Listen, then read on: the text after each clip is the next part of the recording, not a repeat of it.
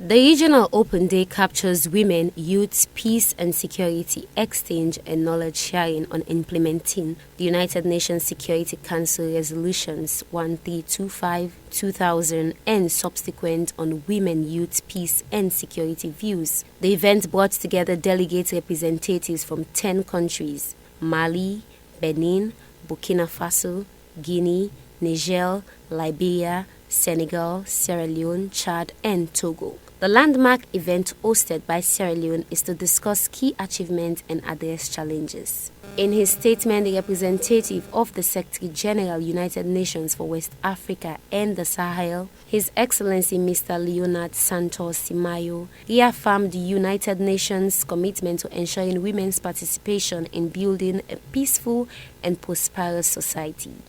He thanked them for their role at the United Nations and their bravery in implementing Resolution 1325. Women whose potential has always served in the development of their families and communities, but also were all too often and tragically victims of discrimination and violence of all kinds. Maintenant, je vais dire quelques mots en français.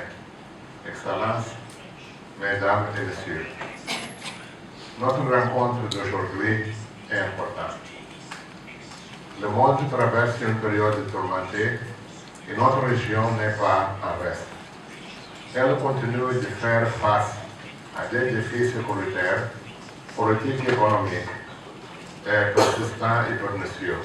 Gambia's Vice President and Head of Delegation ECOWAS Facilitating Mission, Madam Fatmata Jallow Albajan, delivering her statement, emphasized feminist poverty, which plays a fundamental challenge in the underrepresentation of women in conflict resolution and peace-building security processes.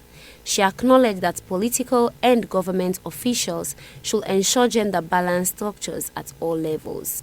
She applauded the President of Sierra Leone for his laudable role in the United Nations peacekeeping mission for many years, as with his strong voice in speaking for Africa to become a strong voice in the voices that oversees peace and prosperity.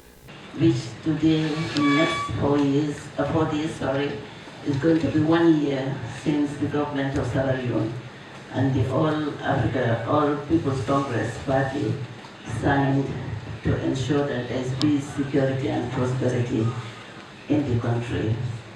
I salute His Excellency President Madabio and his entire government. And also I salute the Honorable Minister of Foreign Affairs, given the role they have played not only here in Sierra Leone, in the sub-region, but at the UN Security Council, which we know for many, many years has been, in which Africa has been underrepresented. And now we have a voice, a strong and critical voice, to speak for Africa to become members of a body that is overseeing and safeguarding peace and prosperity in the country. Minister of Foreign Affairs and International Cooperation Timothy Musa Kaba stated that as a nation, Sierra Leone has endured 11 years of civil war characterized by violence against women and children. Sierra Leone has been unwavering in its commitment to preventing conflict of any kind, especially against women, and their meaningful participation in peace-building processes as reflected in the successful National Action Plan. The Nations Security Council Resolution 1325, as well as the annual meetings of the Working Group on Women, Youth, Peace and Security in West Africa and the Sahel. Sierra Leone's journey in promoting women's rights, youth empowerment and peace is deeply intertwined with the transformative agenda of the United Nations Security Council Resolution 1325 on Women, Peace and Security 2000 and Resolution 2250 on Youth, Peace and Security 2015. The United Nations